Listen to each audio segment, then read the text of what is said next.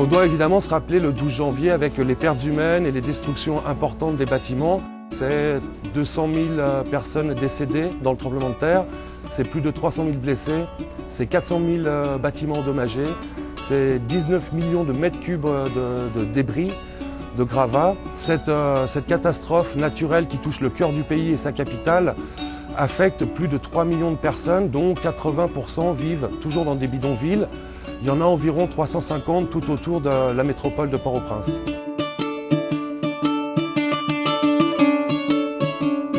Le projet de réhabilitation de l'école Carus-Terresson est né quelques semaines après le tremblement de terre. Cette école a été ciblée parce qu'elle avait été partiellement détruite par le tremblement de terre. Les murs d'enceinte se sont écroulés, des salles de classe ont été détruites. Donc rapidement est né le projet de remettre en état cette école publique qui accueille 2000 à 2500 élèves par jour.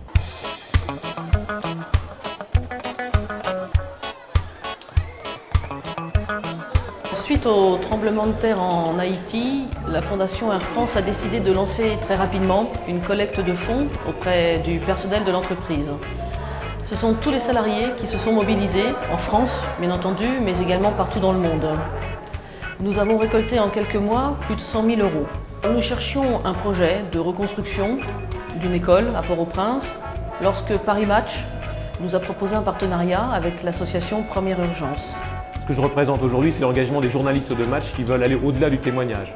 Et bien quand j'ai rencontré Cécile et la Fondation Air France, j'ai découvert à quel point le personnel d'Air France était engagé dans ce genre d'opération. Et là, moi, ça m'a bluffé, ça a bluffé toute l'équipe. On s'est dit qu'il faut absolument qu'on le fasse avec eux parce qu'on se ressemble, on a les mêmes valeurs. Et même si on est beaucoup moins professionnels dans l'engagement humanitaire que peuvent l'être les fondations de la Fondation Air France, on avait toutes les chances de se retrouver sur un terrain commun. Le budget global de cette réhabilitation s'est élevé à un peu plus de 250 000 euros. Nous avons été le premier acteur financier dans cette opération, ce qui a permis la reconstruction totale de 3 classes, la réhabilitation de tous les autres bâtiments, réhabilitation aux normes antisismiques, anticycloniques, ce qui était aussi très important pour nous. La durée du projet de réhabilitation de cette école, c'est 12 mois. L'école est rouverte depuis une semaine. Elle accueille à nouveau les élèves en journée sur 2 rotations et des cours de soutien d'alphabétisation aux adultes le soir.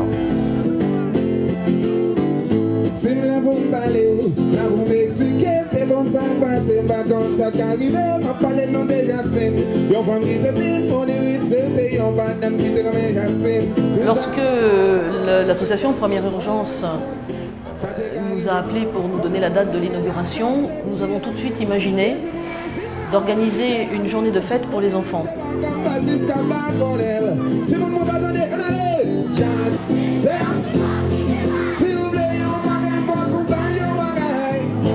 Des marionnettes, des clowns, un chanteur, M. Bello, sont venus donc animer toute cette journée pour ces enfants.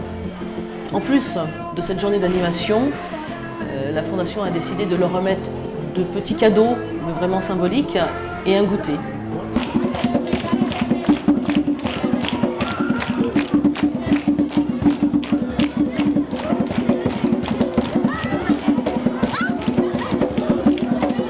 Mes amis, c'était un événement sans pareil pour Carus-Terresson.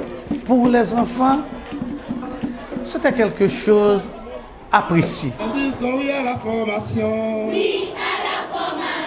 Et non à la corruption. Et non à la corruption. On dit oui à l'instruction.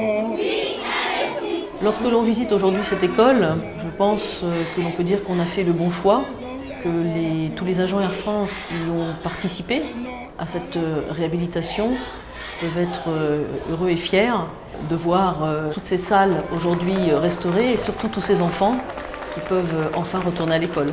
Je voudrais me retourner vers les enfants, leur dire que maintenant vous avez une très belle école et que vous avez toutes les chances de poursuivre vos études, alors profitez-en. Voilà. Merci. Nous n'avons pas de mots pour exprimer notre sentiment envers Fondation Air France, Paris Match, Lagardère et la Première Urgence. Les bénéficiaires de ce projet, c'est les enfants. C'est les enfants qui n'ont pas accès à l'éducation ou très peu dans ce pays.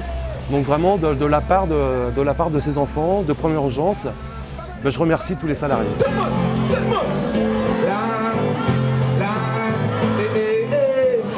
Bien Bien entendu, nous continuerons demain à agir en faveur des enfants haïtiens. Nous avons d'ailleurs déjà plusieurs projets à l'étude pour un financement en 2011.